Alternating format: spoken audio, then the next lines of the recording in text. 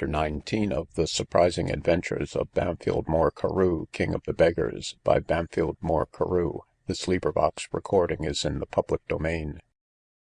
During this, Mr. Carew, observing a great many canoes and small boats lying alongside the vessel, thought it not impossible to make himself master of one of them, and by that means reach the shore, where he supposed he might conceal himself till he found an opportunity of getting off, though this was a very hazardous attempt, and, if unsuccessful, would expose him to a great deal of hard usage, and probably put it out of his power of ever regaining his liberty. Yet he was resolved to venture. He now recollected the common maxim, that fortune favours the bold, and therefore took an opportunity, just as it grew dark, of slipping nimbly down the ship's side into one of the canoes, which he paddled with as much silence and expedition as possible towards the shore. But he had not gone far before the noise he made gave the alarm that one of the prisoners had escaped. Harrison immediately called out to inquire which of them, and where Carew was, and being told that he was gone off, swore that he would much rather have lost half of the prisoners than him. All hands were then called upon to pursue. The captain and planters left their bowl. The river was soon covered with canoes, and everything was in confusion. Mr. Carew was within hearing of this, but by plying his canoe well, had the good fortune to get on shore before any of them. He immediately took himself to the woods as soon as he landed, and climbed up into a great tree, where he had not been many minutes before he heard the captain, sailors, and planters, all in pursuit of him. The captain fretted and stormed, the sailors damned their blood, and the planters endeavoured to pacify everything, by telling the captain not to fear his getting off. He heard all this, though not unmoved, yet without taking notice of it. At last, finding their search fruitless, the captain, sailors, and planters returned, the planters still assuring the captain they would have him in the morning.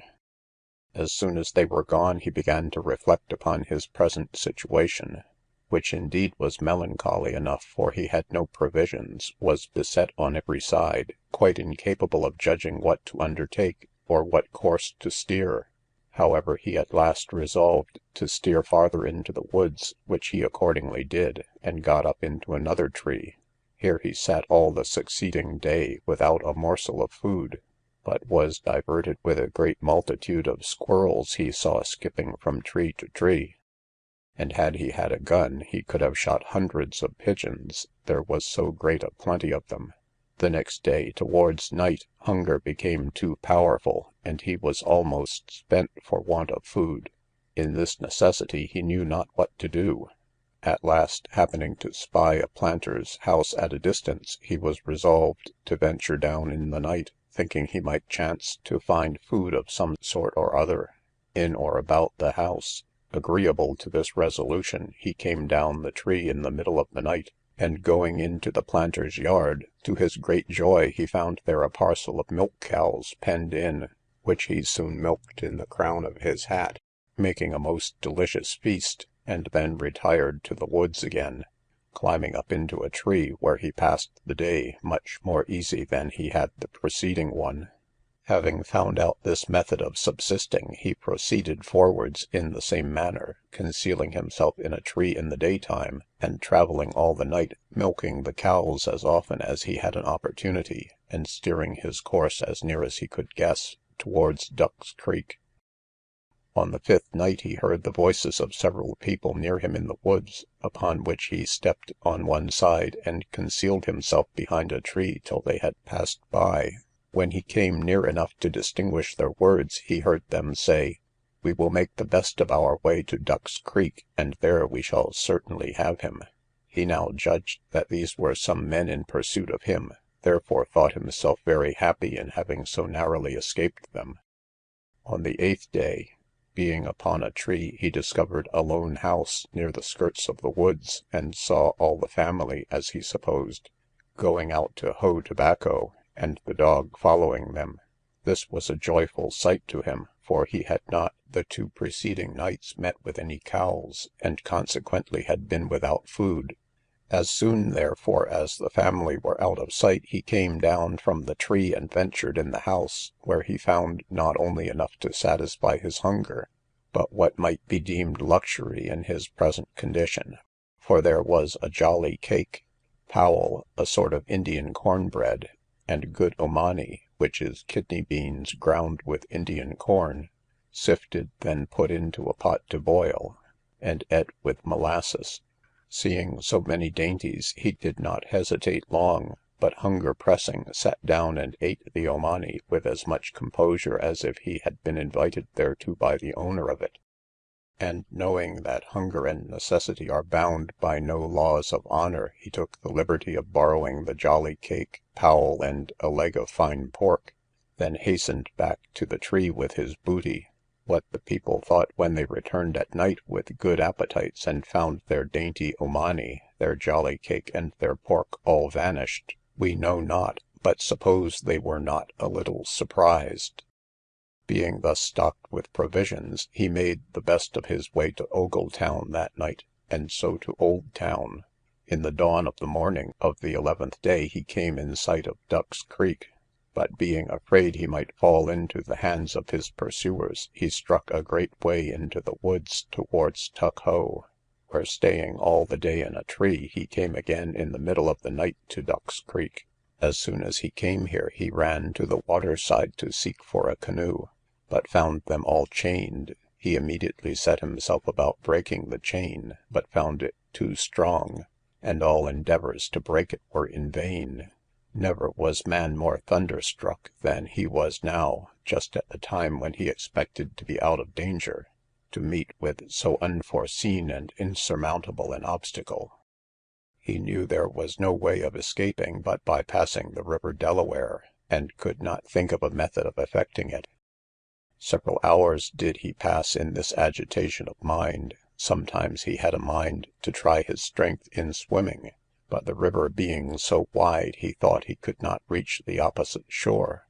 At last, reflecting what one of his ancestors had done in swimming a horse over Tynemouth Bar, and seeing some horses grazing thereabout, he resolved to attempt passing the Delaware in that manner; for let the worst happen, he thought death preferable to slavery. Being thus resolved, he soon caught one of the horses, and making a sort of bridle with his handkerchief, brought the horse to the water side. He walked for some time on the banks, looking for a proper place to enter the horse. At last, espying a little stream, which ran into the great river Delaware, he stripped himself, and tying his frock and trousers about his shoulders, mounted the horse, and putting him forward a little, the horse soon lost his footing, and the water came up to Mr. Carew's middle, who kept his legs as near as possible to the horse, and in this manner launched into the great river Delaware. The horse snorted and neighed to his companions, but made for the opposite shore with all the strength he could. Mr. Carew did not imagine the horse would be able to reach it, but proposed to save himself by swimming when the horse failed, for the river was 3 miles over. However, the horse reached the shore, but finding no place to land, it being a sandy mud, he was obliged to swim him along the shore till he came to a little creek, which the horse swimming into, soon got sure footing, to the great joy of Mr. Carew, who dismounting, kissed the horse, telling him he must now turn Quaker as well as himself, and so let himself go into the woods. His clothes were not very wet, however he stayed on the banks some time to dry them with the morning sun, then went up into the country. The first house he came to was a miller's, whose wife came out and asked him from whence he came. He told her he had been a prisoner some time in the Havana, from whence he had been released by an exchange of prisoners, and was now going home.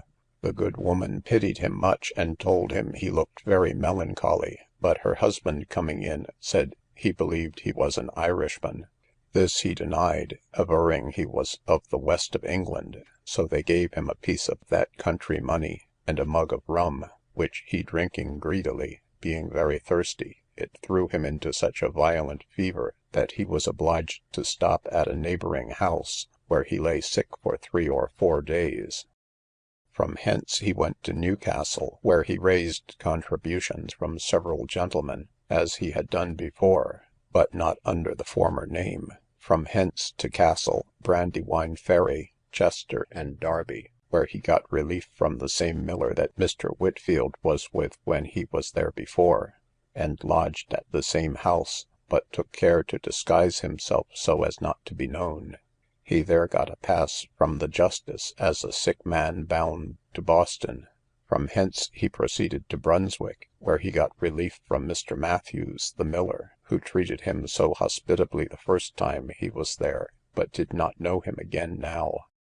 From hence he proceeded to New London, where he chanced to see the captain who had taken him home before, but he avoided him. From New London he proceeded to Groton, where he got a 20-shilling bill from one Mr. Goadby, and several half-crown bills from other people.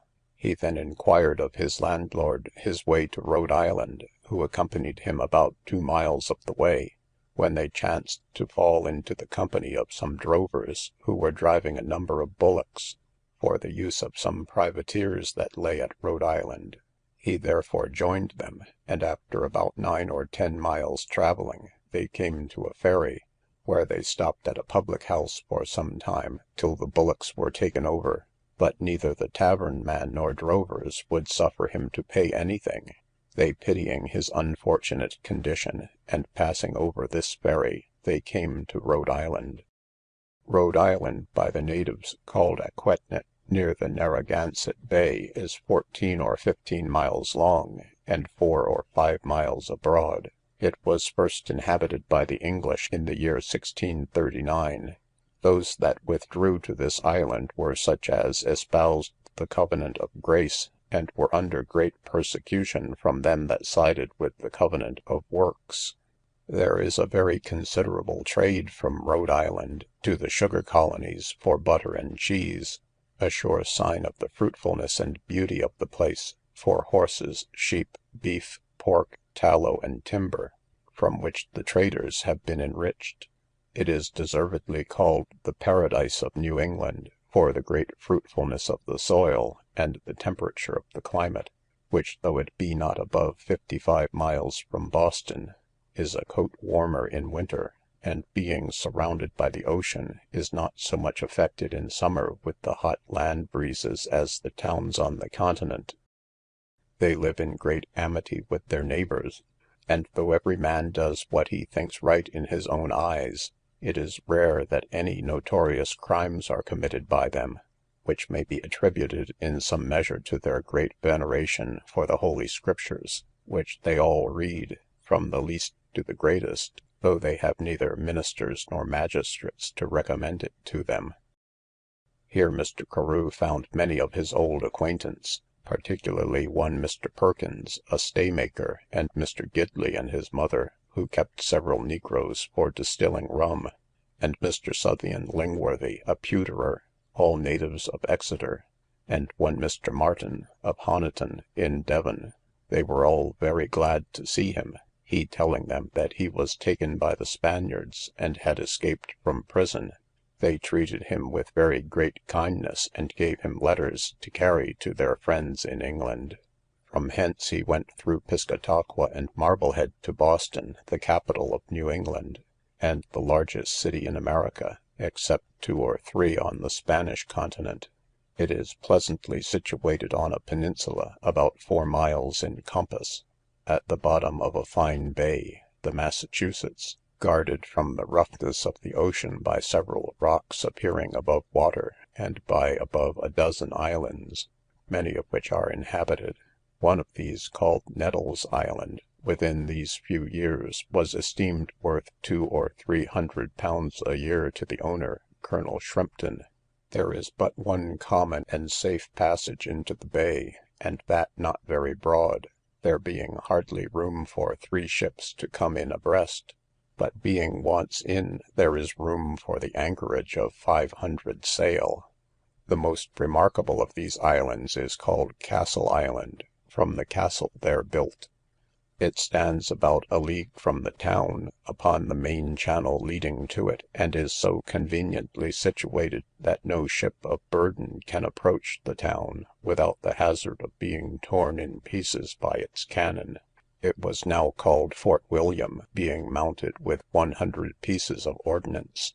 200 more, which were given to the province of Queen Anne, are placed on a platform near high water mark, so as to rake a ship fore and aft, before she can bring her broadsides to bear against the castle. Some of these cannon are 42-pounders. 500 able men are exempt from all military duty in time of war, to be ready to attend the service of the castle at an hour's warning, upon any signal of the approach of an enemy, of which there seems to be no great danger at Boston, where in 24 hours' time 10,000 effective men, well armed, might be ready for their defence. To prevent all possible surprise, there is a lighthouse built on the rock, appearing above water, about a long league from the town, which in time of war makes a signal to the castle, and the castle to the town, by hoisting and lowering the Union flag so many times as there are ships approaching, which if they exceed a certain number, the castle fires 3 guns, to alarm the town of Boston, and the governor, if need be, orders a beacon to be fired, which alarms all the adjacent country, so that unless an enemy can be supposed to sail by so many islands and rocks in a fog, the town of Boston must have 6 or more hours to prepare for their reception. But supposing they might pass the castle, there are 2 batteries at the north and south end of the town that command the whole bay, and make it impossible for an enemy's ship or any burden to ride there in safety, while the merchantmen and small craft may retire up into Charles River, out of the reach of cannon. It is equally impossible for any ship to be run away with out of this harbour by a pirate, for the castle suffers no ships outward bound to pass without a permit from the governor, which is never granted without a clearing from the custom house, and the usual notice of sailing, by loosening the foretopsail. The Bay of Boston is spacious enough to contain in a manner the whole navy of England. The masts of ships here, at the proper season of the year, make a kind of a wood of trees, like that which we see upon the river Thames about Wapping and Limehouse, which may be easily imagined when we consider that, by the computation given in by the collectors of his Majesty's lighthouse, it appears that there were 24,000 tons of shipping cleared annually. There is a larger pier at the bottom of the bay, 1,800 or 2,000 feet in length, with a row of warehouses on the north side. The pier runs so far into the bay, that ships of the greatest burden may unload without the help of boats and lighters. The chief streets of the town come down to the head of the pier. At the upper end of it is the town house, or exchange, a fine building, containing, besides the walk for merchants, the council chambers, the House of Commons, and a spacious room for the courts of justice. The exchange is surrounded with booksellers' shops, who have a good trade. There are several printing houses, where the presses are generally full of work, which is in a great measure owing to the colleges and schools for useful learning in New England. The town of Boston lies in the form of a half moon round the harbour, consisting of between 3,000 and 4,000 houses, and makes an agreeable prospect, the surrounding shore being high, the streets long, and the buildings beautiful. The goodness of the pavement may compare with most in London. To gallop a horse on it is 3s. and 4d. forfeit. It is computed the number of inhabitants is not less than 24,000, which is 1/3 more than the computation of the city of Exeter, and consequently Boston is 1/3 bigger than that city, which is pretty near the matter. There are 10 churches in Boston, viz., Old Church, North Church, South Church, New North Church, New South Church, the Church of England Church, the Baptist Meeting, and the Quakers' Meeting. The conversation in this town is as polite as in most of the cities and towns in England, many of their merchants having traded in Europe, and those that stay at home having the advantage of society with travellers, so that a gentleman from London would think himself at home in Boston, when he observes the number of people, their furniture, their tables, their dress and conversation, which perhaps is as splendid and showy as that of the most considerable tradesmen in London. Upon the whole, Boston is the most flourishing town for trade and commerce in all America. Near 600 sail of ships have been laden here in a year for Europe and the British plantations. Here the governor commonly resides, the general court and assembly meet, the courts of judicature sit, and the affairs of the whole province are transacted. The streets are broad and regular. Some of the richest merchants have very stately, well-built, convenient houses. The ground on which the town stands is wonderfully high, and very good water is found all over it. There are several wharfs built, which jet into the harbour, one of which is 800 feet in length, where large ships with great ease may load and unload. On one side are warehouses almost the whole length of the wharf, where the merchants stow their goods, and more than 50 ships may load and unload there at the same time. Coming into the city, Mr. Carew was surprised at the grandeur of it, and seeing a green hill at the end of the great street, much like Glastonbury Tower, he went up to it, and had a most beautiful prospect of the city from the top of it, where was placed the mast of a ship, with pulleys to draw up a lighted barrel of tar to alarm the country in case of an invasion.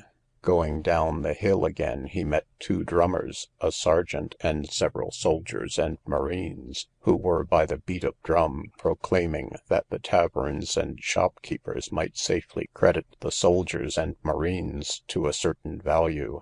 Some of the soldiers presently knew him, and accosting him, persuaded him to go along with them to one Mother Passmore's, a house of rendezvous, where they were very merry together. While they were drinking, in came Captain Sharp, who commanded them, and who was an old acquaintance of our heroes. What, Mr. Carew? cried the captain in a surprise. Who could think of seeing you here? When did you see my brother? I saw him, replied he, about 6 months ago, but his lady is dead. Is she so? said the captain. I have heard nothing of it. The captain, having asked him several other questions, treated him very handsomely, and kept him some time at his own charge. But his heart glowing to see his native country, he once more resolved to ship himself for Old England. He accordingly agreed to take the run with Captain Ball of the Mary for £15, 15 gallons of rum, 10 pounds of sugar and tobacco, and 10 pipes. They were 2 months on their voyage before they made Lundy, nothing material happening on their passage worthy of being recorded in this true history. The captain would not stop at Lundy for a pilot, but made for Combe, and there took one in, who brought the ship safe to King Road, and the next tide up to the quay at Bristol, and having moored the vessel, the crew spent the night on shore with their jolly landladies. The next morning early they all got on board, and soon after the captain came with some Bristol merchants. The captain gave Mr. Carew a bill on his brother who lived at Topsham, and having received payment thereof, he soon turned his back on Bristol. End of chapter 19.